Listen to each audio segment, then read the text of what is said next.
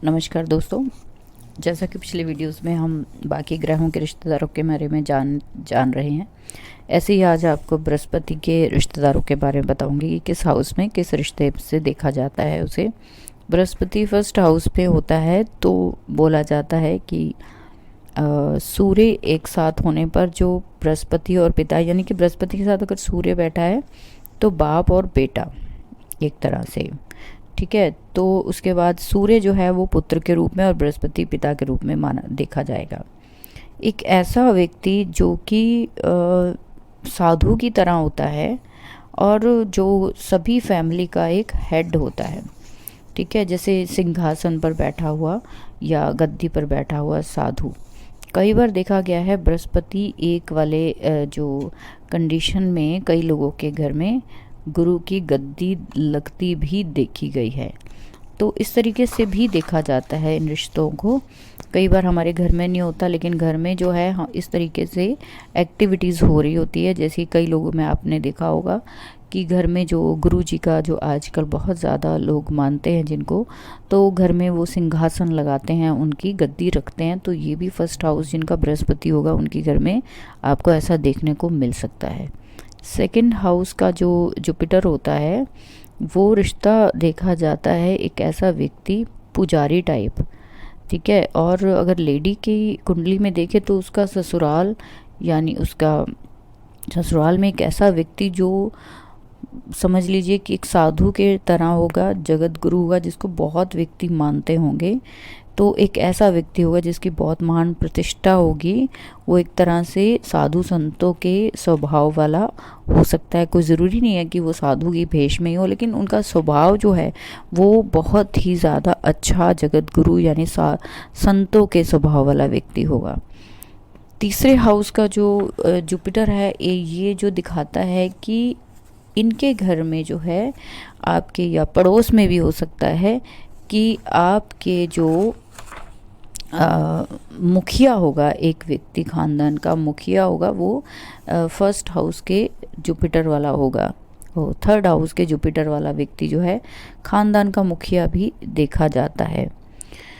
Fourth house के जो है वो देखा जाता है राजा महाराजा की तरह, एक ऐसा व्यक्ति जो राजा महाराजा की तरह हो।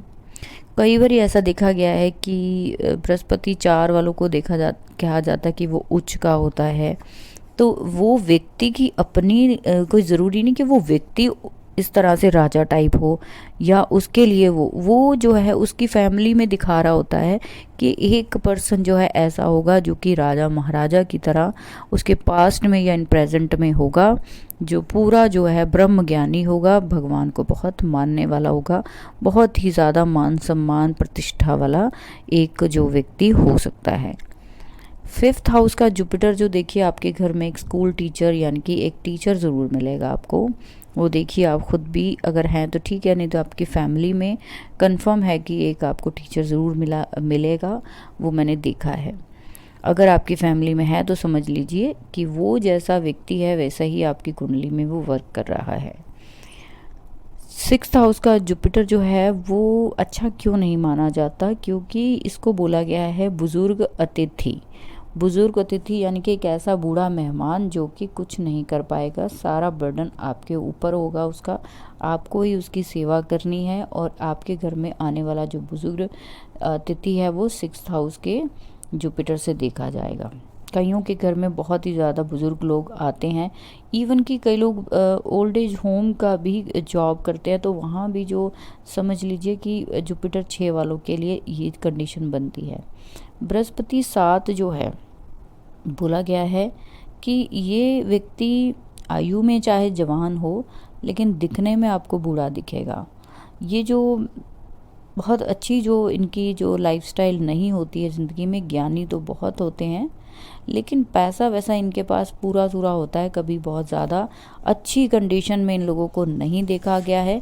अच्छी कंडीशन में तब देखा जाएगा जब दिखता है जब इनके जो साथ में कोई अच्छा ग्रह बैठा हो या देख रहा हो लगन से। तो 7th हाउस में बैठा हुआ जुपिटर आपके घर में एक ऐसा ज्ञानी महान व्यक्ति जो छोटा बेशक हो, जवान भी हो, लेकिन दिखता बूढ़ा हो, लेकिन पैसा वैसा उसके पास कुछ खास नहीं होता है। कुछ इतनी लग्जरी, इतनी जो समझ लीजिए कई बार गृहस्थी भी नहीं होती है ऐसे लोगों की।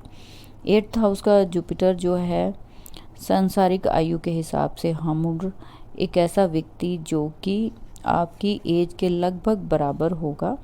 और यहाँ पे जुपिटर जो है बहुत अच्छा नहीं माना जाता है, उसका बहुत अच्छा जो है प्रभाव आप पर नहीं पड़ता है।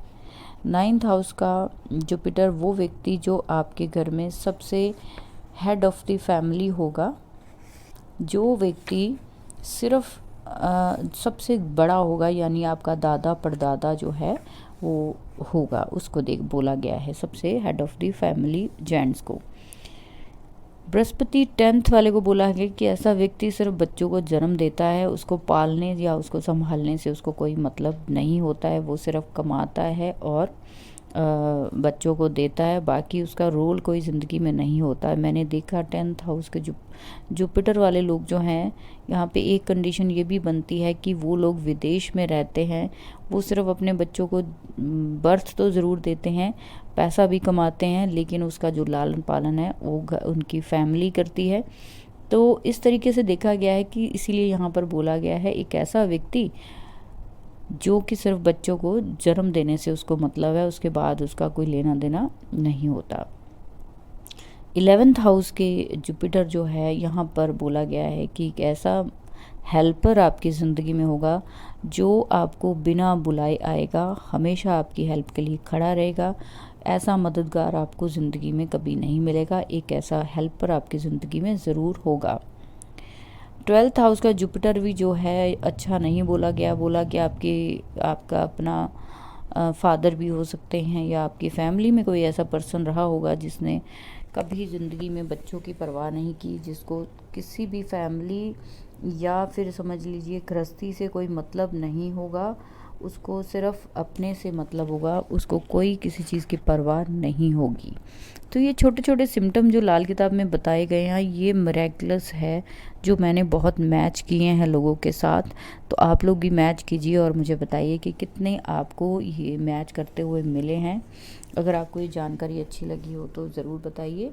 अगले एपिसोड में मिलते हैं, और लाइक और सब्सक्राइब करने में बिल्कुल मत शर्माइए, क्योंकि उसी से चैनल मेरा जो है ग्रोथ करता है और आपको मैं और जानकारी ज़्यादा से ज़्यादा देने की कोशिश करती हूँ। Thank you.